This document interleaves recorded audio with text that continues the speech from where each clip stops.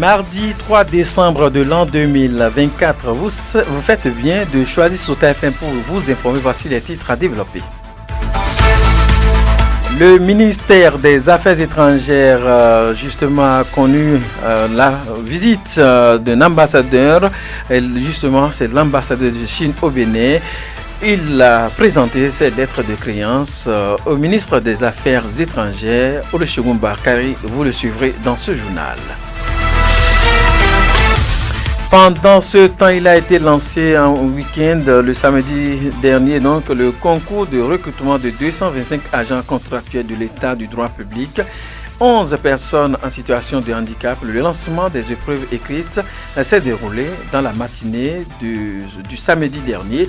Les précisions avec la ministre du Travail et de la Fonction publique, assistée de Gaston Kossi-Dossoui, ministre de l'élevage, de l'agriculture et de la pêche. Les propos s'assurent dans ce journal. Pendant ce temps, les personnes handicapées sont une fois encore à l'honneur.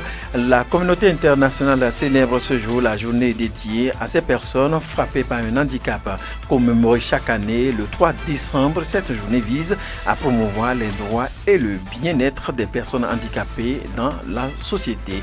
Que comprendre une telle journée et pourquoi une telle initiative? Les éléments de réponse dans ce journal. D'autres nouvelles au plan local et national seront au menu.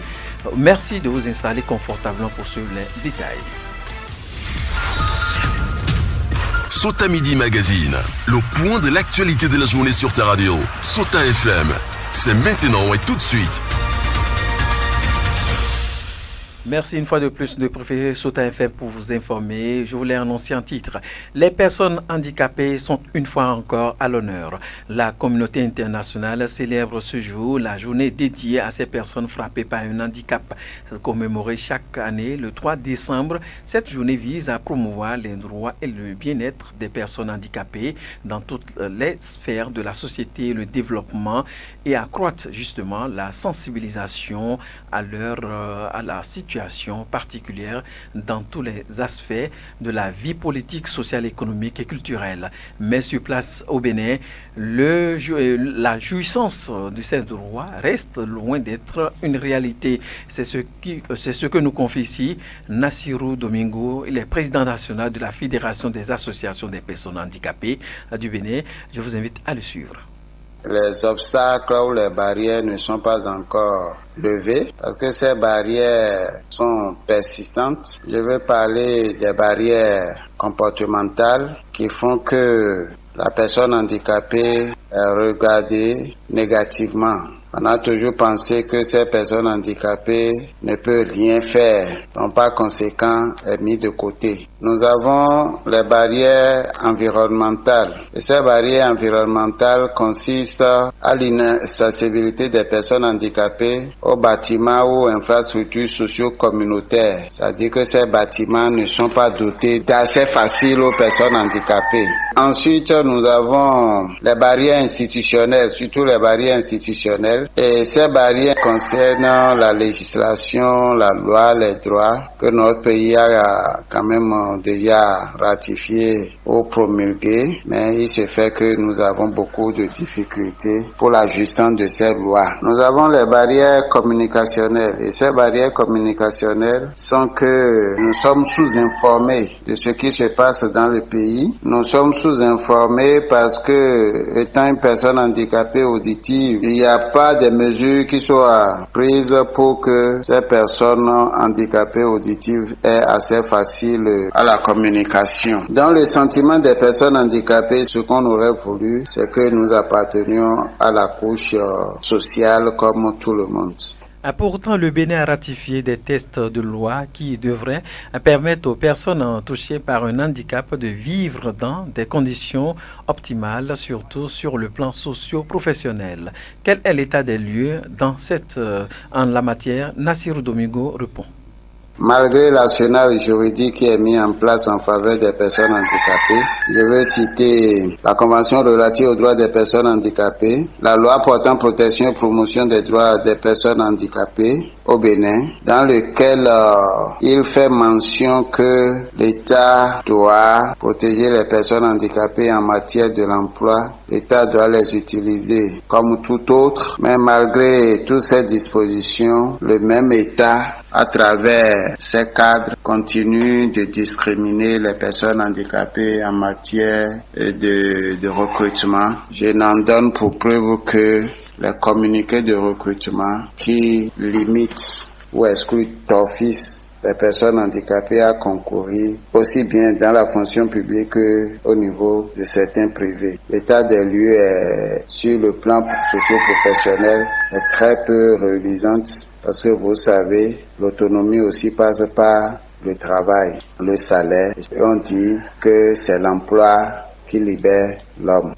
Et face à ce tableau peu reluisant, le président de la Fédération des associations des personnes handicapées formule un message à l'endroit non seulement du chef de l'État, mais également aux personnes concernées. Suivez plutôt. Premièrement, à toutes les personnes handicapées du Bénin. Et ce serait à elles de montrer qu'ils sont aussi capables de beaucoup de choses comme les autres, pour ne pas apporter de l'eau au moulin de ceux qui pensent que nous ne pouvons rien faire, que nous ne pouvons pas contribuer au développement de cette nation. Mais l'autre chose que je voudrais dire, c'est d'aller humblement vers le chef de l'État.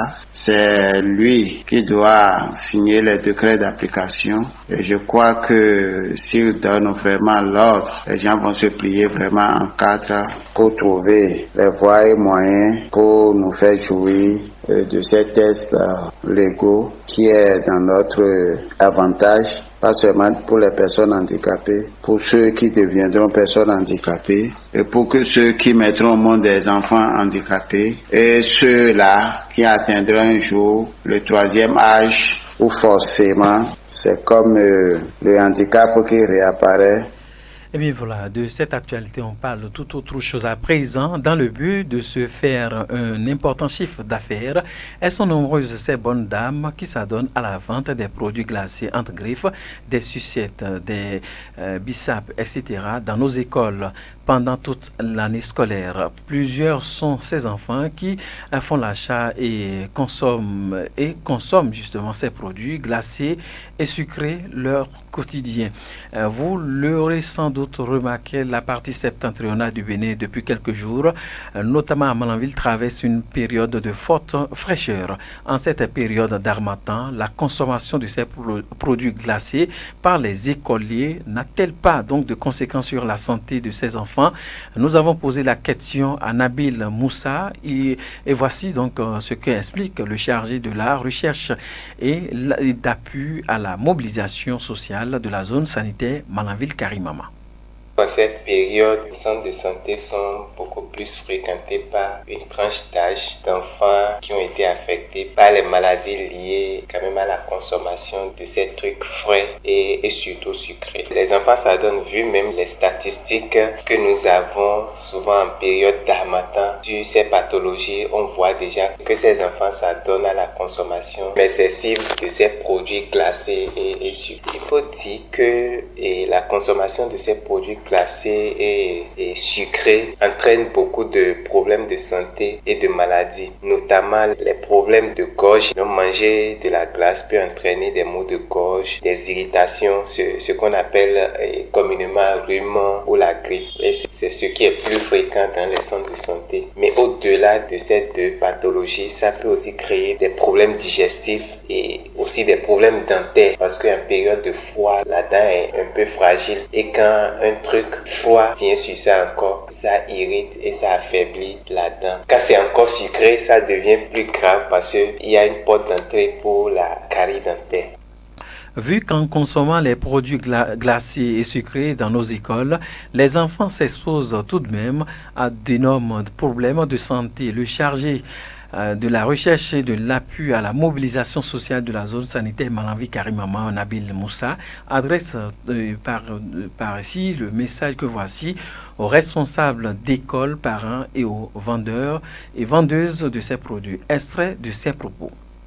Le conseil que j'ai à donner, c'est à tous les niveaux, au niveau des parents, au niveau des enseignants aussi. Le premier conseil, c'est que les parents donnent des conseils à leurs enfants de ne pas payer. C'est vrai que nos enfants sont un peu têtus, même quand on leur dit de ne pas prendre, arriver là-bas, ils prennent. Et c'est là où on envoie aussi un message aux enseignants qui sont avec ces enfants durant cette période, de bien vouloir surveiller et de réduire si possible la vente de ces produits classés en cette période.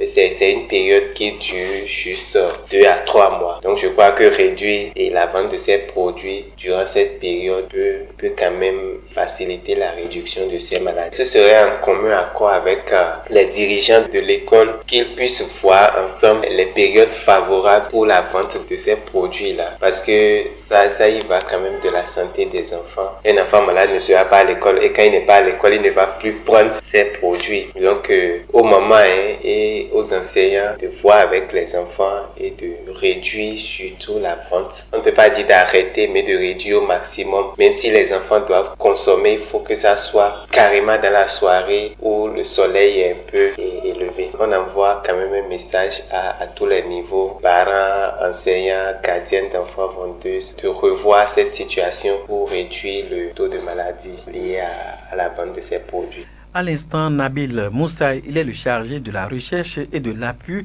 à la mobilisation sociale de la zone sanitaire Malanville-Carimama sur place. On reste dans cette même tendance. Elles sont nombreuses ces personnes qui se font soigner à domicile ici à Malanville par des agents non qualifiés qui prétendent avoir suivi une formation dans le domaine de la santé. Ce phénomène des piqueurs sauvages prend de plus en plus de l'ampleur de nos jours et constitue un danger pour la santé humaine. Ayant connaissance de la situation, certains Malanvillois dénoncent. Suivez plutôt. À Malanville, on a de sérieux problèmes par rapport à notre centre de l'hôpital là. On a beaucoup de sérieux problèmes. C'est pour cela que parfois, même si la personne tombe malade, l'agent qui a suivi là ne peut pas lui amener au centre de santé. Voilà. C'est pour cela que en ce temps-là, les gens profitent pour appeler ces gens de trucs là dont vous parlez. Ils passent chez eux pour les soigner. Il y a d'autres qui savent faire le travail. Et d'autres aussi, même s'ils font, après ça a quelques problèmes encore. Il y a d'autres, quand ils les appellent, par rapport, si tu as le palu là, ils ont leur petit appareil qui font des analyses pour voir si c'est le palu ou bien si c'est d'autres. Mais d'autres là, quand tu l'appelles, quand il vient là, il demande seulement, tu as mal où? Le ventre, la tête ou si tu as le corps chaud. Donc il y a d'autres qui n'ont pas aucun moyen. Pas seulement pour voir si c'est le mot de tête, le mot de ventre, le mot de... Aujourd'hui, si tu as 20 000 francs dans la poche là, quand tu tombes malade, quand tu vas à l'hôpital, les 20 000 là, ça ne peut pas te soigner. Donc on est obligé d'appeler les gens là qui se tournent un peu là pour de venir nous aider. Je vois les gens qui passent de maison en maison, comme s'ils ont fait les études de ça, mais ils n'ont pas trouvé de place que le gouvernement lui plaçait. Et eux-mêmes qui passent par porte à porte. S'ils ont attendu quelqu'un qui a maladie, ils passent par là dans son maison pour lui soigner.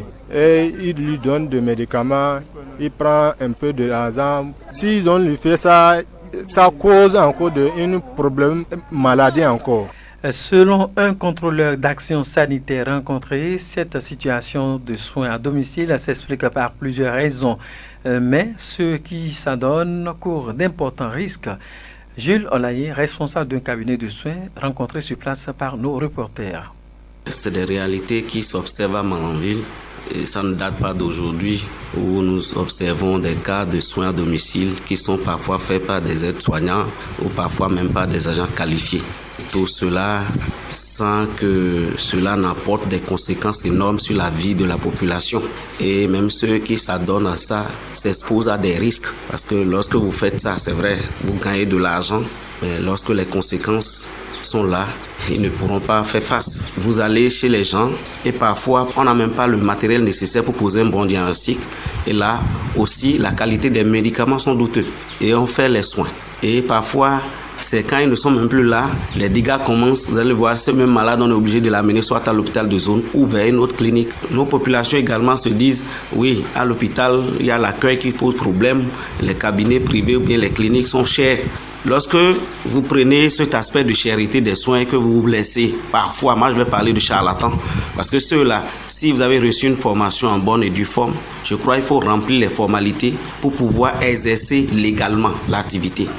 Et pour corriger le tir, le spécialiste de la santé prodigue quelques conseils aux jeunes diplômés qui administrent justement des soins à domicile aux populations.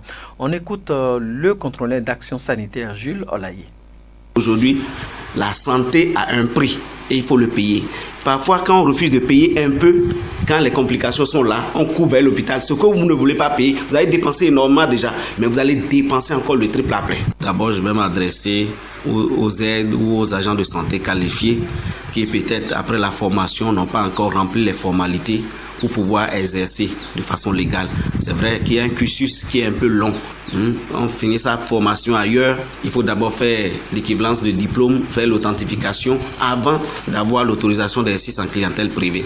Donc ça prend du temps. Demandez des stages. Et quand vous faites des stages, au moins si c'est après 3 mois, la personne voit que vous avez la main. Même s'il ne peut pas vous payer l'intégralité, il va vous donner quelque chose au moins qui vous permet de subvenir à vos besoins en attendant.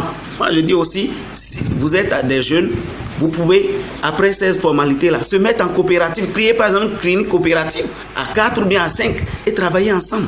Le risque qui court en faisant des soins à domicile est énorme parce qu'il va arriver où la population a commencé pas à être éclairée. Vous faites un soin, une prestation sur un membre de ma famille et il décède, je sais que c'est votre faute, vous n'êtes pas autorisé à le faire, je peux porter plainte. Et là, il y a un problème. Vous êtes foutu, vous allez pourrir en prison et ce n'est pas bon. À cause parfois de 2000 francs, de 1000 francs. Donc je pense que ces jeunes frères, ces jeunes sœurs doivent raviser, revoir leurs objectifs. Je finis ma formation, ce n'est pas pour me promener. Je n'ai pas encore trouvé un hôpital public ou bien un hôpital digne de ce nom qui me recrute, mais je peux être en train de me faire la main quelque part dans un cabinet ou dans une clinique en attendant.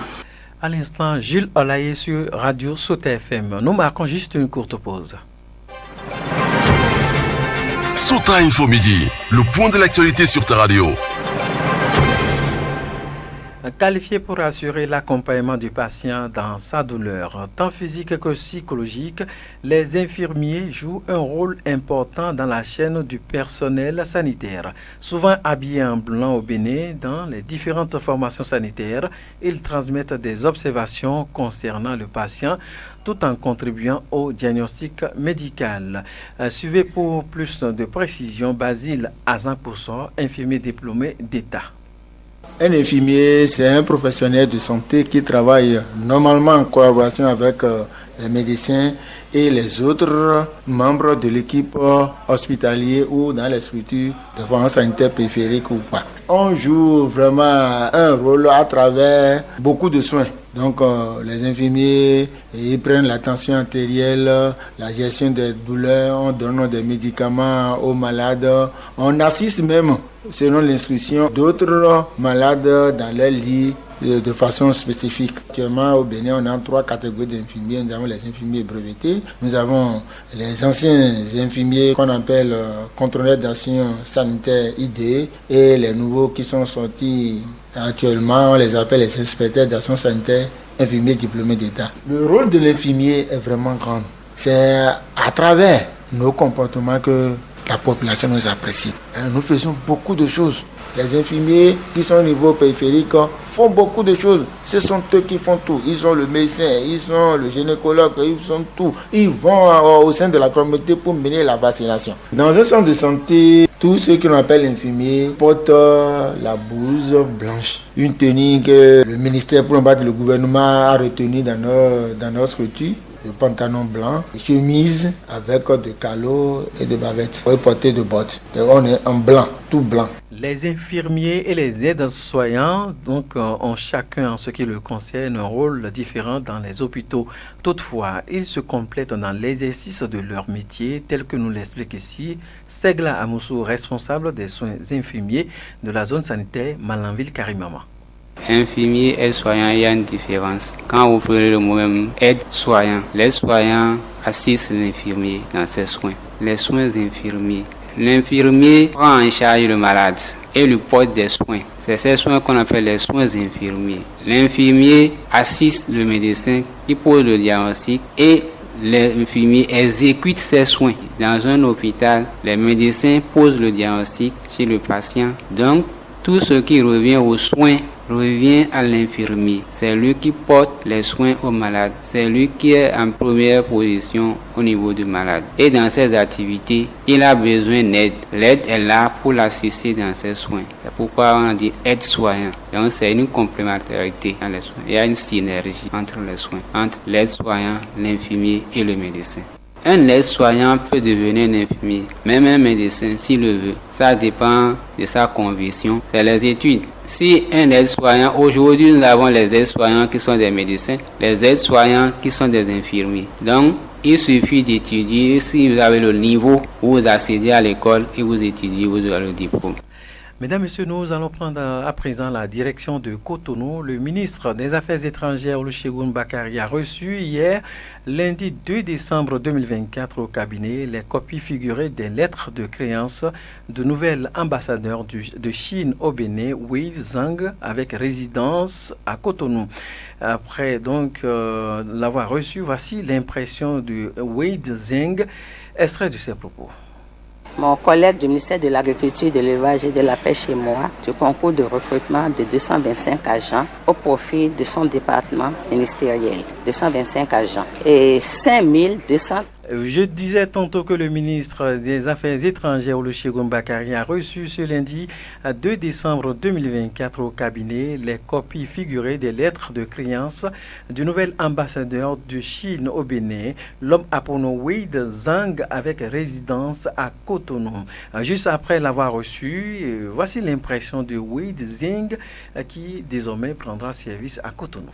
La Chine et le Bénin ont une amitié profonde et une coopération fructueuse. Je ne ménage pas des efforts pour continuer à avancer ces relations bilatérales excellentes. J'ai la conviction aussi, sous la direction des dirigeants de nos deux pays, avec le soutien de nos partenaires béninois, encore beaucoup plus de fruits concrets au bénéfice de nos deux peuples. Ce que je pense d'abord, c'est de mieux connaître, de découvrir le pays, connaître le peuple, les gens, et de comprendre.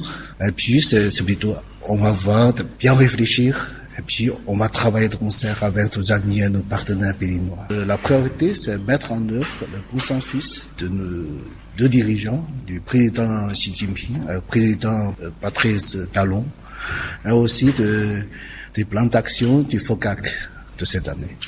Je pense que pour le moment, c'est les domaines de coopération traditionnelle, agriculture, éducation, aussi c'est énergie. Il y a beaucoup de potentiel pour nos relations. C'est à nous de travailler, de voir tout ça.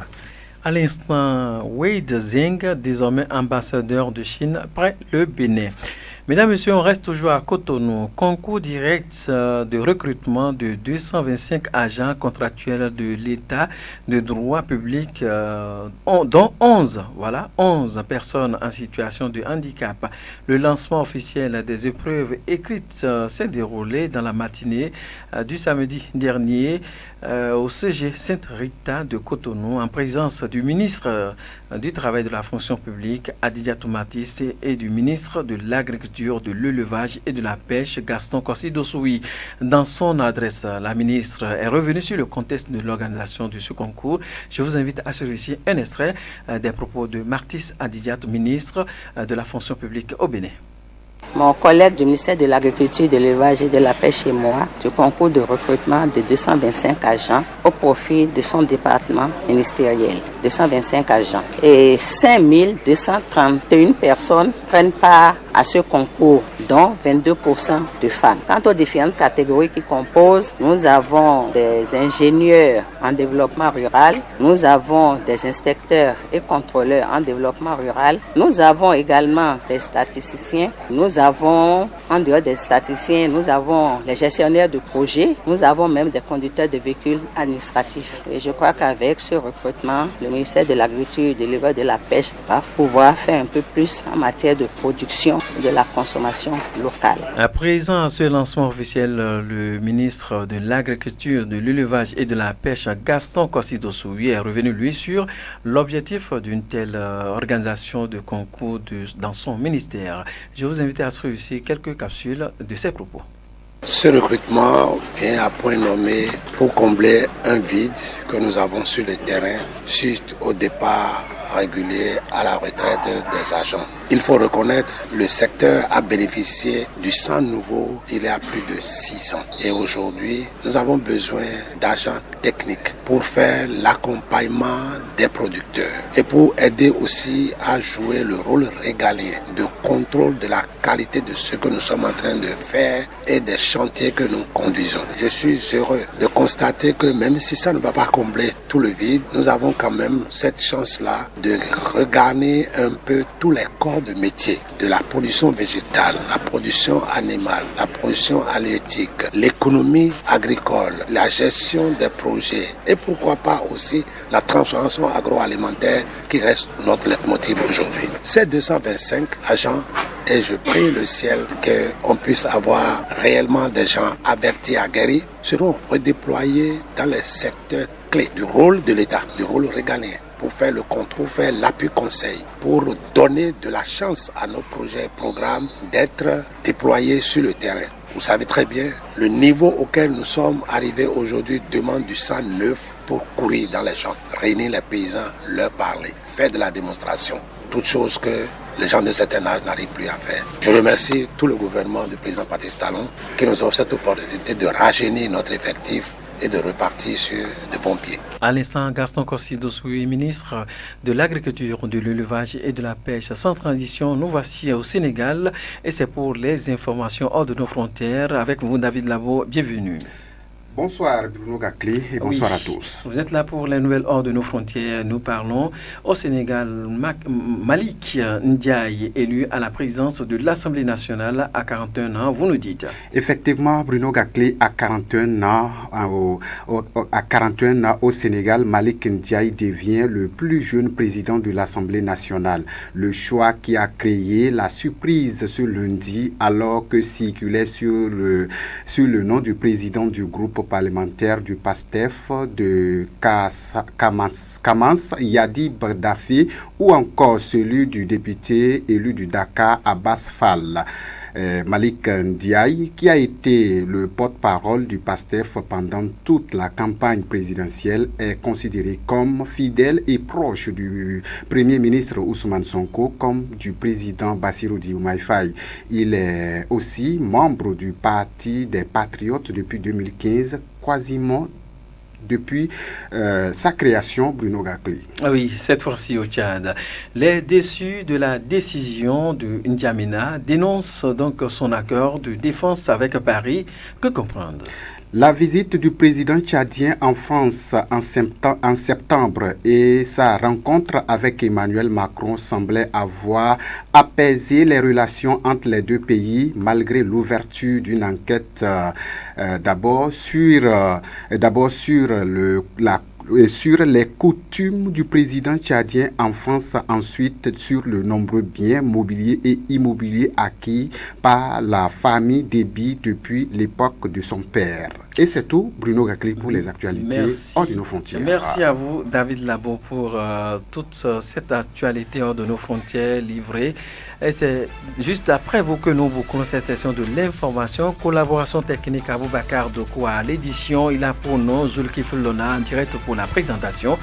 Bruno Gakli, c'est mon nom. Portez-vous bien, surtout. Bonne suite des programmes sur la radio Sota FM. C'était Sota Midi Magazine, le rendez-vous informatif de la mi-journée sur Sota FM, la radio de l'espace.